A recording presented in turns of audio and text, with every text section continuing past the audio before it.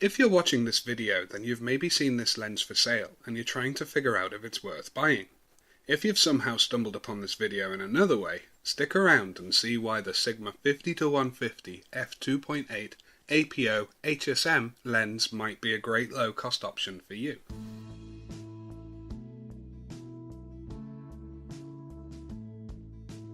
Liam Ingram here, and I'm taking a look at this Sigma 50-150. It's a fast 2.8 aperture telephoto crop sensor zoom lens. It won't cover a full frame sensor, and you'll get heavy vignetting if you try, but on APS-C sized sensors you'll get a focal length similar to the 70-200 full frame equivalents. However, because it's designed to cover a small image circle, it's relatively quite compact and light. With a front element filter size of 67mm, it's only 13cm in length and 770 grams. Yes, I know that isn't small by any means, but the Sigma 70-200 full frame equivalent lens is 7cm longer and nearly twice the weight. Over the last 15 years or so, Sigma have made 3 different versions of this lens. If you have a Nikon, Canon or Sigma camera, the first version will be just as good as this. It has exactly the same optical specification and the results are almost identical. But then they announced this second version in late 2007. Sigma managed to shave 8mm off the length and introduced versions for both the Sony and Pentax mount systems as well. In May of 2012, Sigma released a third version of this lens, and it's huge, it weighs more and it costs more. I mean, it's very nice and even has optical stabilization, but because it was so similar to their 70-200 in terms of size, weight and cost, most users just ended up buying the 70-200 instead. It made perfect sense if you were thinking of moving up to full frame. This meant the third iteration didn't really sell very well, and the whole line was discontinued due to a lack of sales. Of course, this seems to have had quite an impact on the price. I picked up this second-hand one for less than £200 here in the UK, but the newer OS version can't be found for anything under £500. You may even pick up the first version for even less. This has become a very low price point for quite a lot of lens.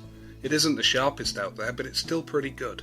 Its real selling point is that it gives an affordable way for hobbyists and amateurs to sample an experience similar to the 70-200 without putting up with the size, weight and of course the hefty price tag as well. It definitely fits in well with Sigma's trusty EX line build quality, made using high quality materials, and it feels solid in the hands. The lovely rubberized zoom and focus rings are equal in size at the correct ends of the lens and both turn the correct way. They really do have a nice feel to them as well. Inside the lens itself is Sigma's hypersonic motor, annotated by the letters HSM. It's pretty quiet and very quick in bright conditions. However, as with most lenses, you may have to be patient for focusing in the dark, as it often hunts back and forth. But once the focus is locked, it's right on the money. Because of the hypersonic motor, this lens will work perfectly even on cheaper camera bodies without the screw motor, just like this Nikon D3200.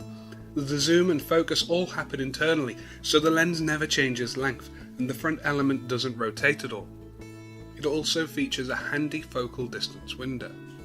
The focal length of this lens is just great, with a full frame equivalent of 80-240 on Canon bodies and 75-225 on everything else. It's not quite wide or long, but offers a great usable in between, and when you pair that with the ability to open the aperture up to 2.8, you'll enjoy satisfying smooth bokeh. And if you close it down a little to say f4, you get perfectly usable sharp images as well. This makes for a very versatile lens that's just as good for environments as it is for portraits. Say hello to Jasper. The hood is quite a large barrel-shaped design, but again is quite light and snaps on and off quite easily. It also reverses on for handy storage. There's a little bit of vignetting, chromatic aberration and distortion, but they're quite minor and easy to fix in post if you're shooting RAW. So to sum it up, I would say that for the money, the earlier Sigma 50-150 2.8 lenses are very impressive, and the few weaknesses they have are very negligible indeed. It performs particularly well at the wide end and in the middle, and although it's a bit soft at the long end, you can always stop it down a touch to bring that sharpness back up. It may remain a little soft in the corners throughout the range, but seeing as this will be used mostly for objects and portraits, then this shouldn't impact your images too much. Considering the focal length, the speed, the colours, the autofocus and the portability, this is one of my favourite low-cost lenses. If this video helped you, feel free to give it a thumbs up, follow my channel or leave me a comment or any questions down below.